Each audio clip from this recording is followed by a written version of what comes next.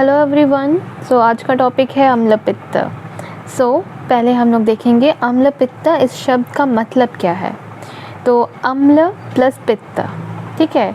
अम्ल का मतलब क्या होता है? खट्टा, और पित्त मतलब होता है जो पित्त को रिलेटेड किया जाता है बाइल से एज कंटेम्प्रेरी साइंस। बट यहाँ पे बाइल नहीं आता है, बल्कि जो खट्टे उद्गार आते हैं या खट्टे डकार आते हैं उसे हम अम्ल पित्त के साथ रिलेट कर सकते हैं।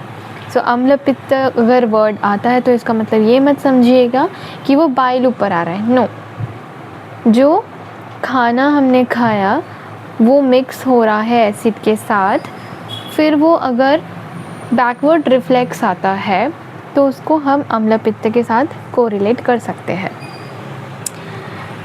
तो यहाँ पे क्या बोल रहे हैं? अम्ल पित्त एक रोग जिसमें आहार आमाशय में पहुंचकर अधिक अम्ल हो जाता है। ओके,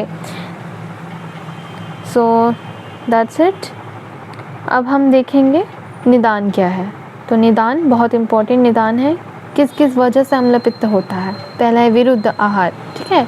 दुष्ट आहार मतलब कुछ भी खराब खाना खा लिया जिसकी वजह से वो अच्छे से पच नहीं पा रहा है। देन ऋतु विशेष, स्पेशली वर्षा ऋतु और शरद में ये होता है।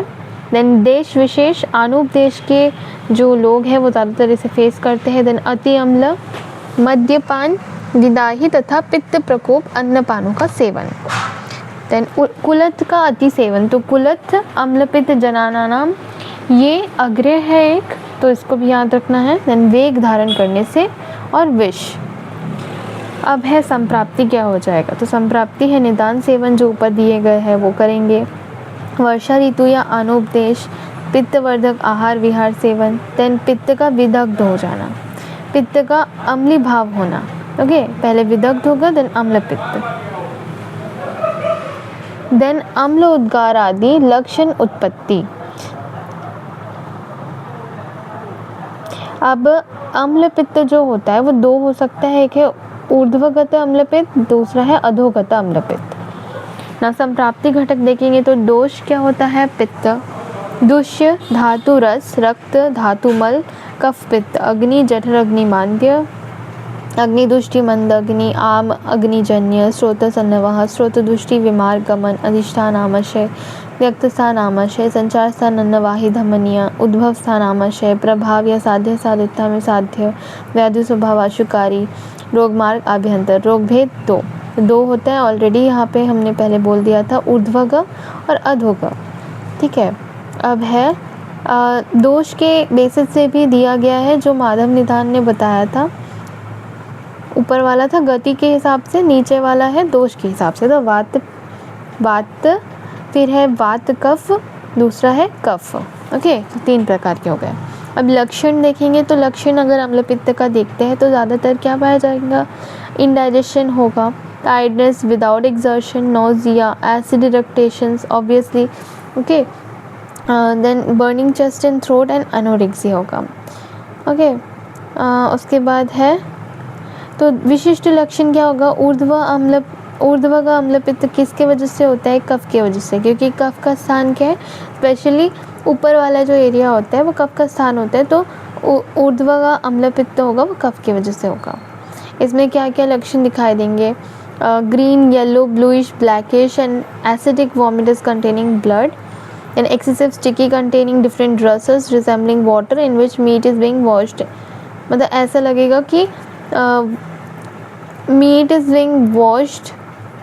ओके, वो जो मीट का जो पानी निकलता है ना उस तरह से ये निकलेगा वॉमिटस। उसके बाद है वॉमिटस आफ्टर और विदाउट कंज्यूमिंग मील्स, ठीक है। Acidic irritations, burning sensation in throat, burning sensation in heart and headache, feeling of warmth, burning sensation in palms and feet, anorexia and itching. तो जितने भी मतलब है रैशेस एंड बॉल्स भी आ रहा है इसमें, ऊपर से निकल रहा है जैसे कि। ओके, सो ऐसा फील होगा। नाउ अधोग अम्ल पित्त में क्या है? ये पित्त के वजह से होता है। ओके, तो तृष्णा, दाह, मूर्छा, देन भ्रम मोह मतलब वर्टिगो, कन्फ्यूजन, डिल्यूशन, देन बहुत डिफरेंट कलर्स के वो क्या कहते हैं सब्सटेंस निकलेंगे फ्रॉम द रेक्टम, तो अधो मार्ग है, अधो का अम्ल पित्त है तो अधो मार्ग से निकलेगा, ऊपर वाला ऊर्ध्व था तो ऊपर से निकल रहा था, राइट। तो इसमें कन्फ्यूजन नहीं होना चाहिए। देन हृलास है, इंडाइजेशन है। देन हर्ष तथा स्वेद की प्रवृत्ति, मतलब हॉरिपैलेशन होगा, स्वेटिंग होगा, और इसमें कलर ऑफ द कैसा होगा, बॉडी येलो हो जाएगा, ओके, पित्त की वजह से। अब है दोष संसर्ग भेद, तो दोष की वजह से क्या क्या देखा था, 3 देखा था, वात पित्त, वात, उसके बाद वात कफ, और फिर है कफ कफ अधिक, ओके ना। वात अनुबंधी अम्लपित्त क्या है, तो वात के जो लक्षण दिखाई देते हैं वो दिखेंगे हमें, तो ट्रेमर्स दिखाई देंगे, डेलीरियम, प्रलाप, फेंटिंग, टिंगलिंग सेंसेशन, ओके। उसके बाद है लूजनेस ऑफ द बॉडी, शूल पेन होता है ना वात के कोरिलेशन में, darkness in front of the eyes, तमह प्रवेश होगा, विभ्रम होगा, मोह, ओके ना। कफ के वजह से अगर होगा तो कफ के लक्षण दिखाई देंगे, तो क्या क्या होता है, कफ स्टीवन, मतलब म्यूकस ऐसे बाहर निकलेगा, एक्सपेक्टोरेशन होगा, okay. And heaviness and stiffness, anorexia, feeling of cold, vomitus, mucus coated mouth, poor digestion, itching and insomnia, ये सब पता ही है आप लोगों को। अब कफ और वात दोनों है, तो सिमिलर जो हमने ऊपर के देखे, ओके, वो सारे लक्षण दिखाई देंगे। उसके बाद है, तो क्या क्या होगा इसमें, heat, burn and burning in heart, acid irritations, confusion, darkness in front of the eyes, fainting, vomiting, lassitude, headache, salivation, sweet taste of the mouth, okay। कफ और वात दोनों के वजह से आ रहा है, तो लक्षण भी वैसे ही दिखाई देंगे।